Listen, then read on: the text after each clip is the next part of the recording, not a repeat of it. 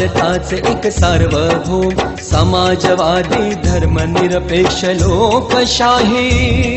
गणराज्य घडवण्याचा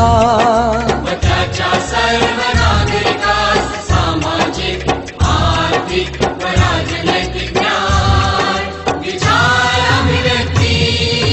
विश्वास श्रद्धा व उपासना यांचे स्वातंत्र्य दर्जाची व संधीची समानता निश्चितपणे प्राप्त करून देण्याचा आणि त्या सर्वांमध्ये व्यक्तीची प्रतिष्ठा व राष्ट्राची एकता आणि एकात्मता यांचे आश्वासन देणारी बंधुता प्रवर्धित करण्याचा संकल्पपूर्वक निर्धार करून आमच्या संविधान समेत आज दिनांक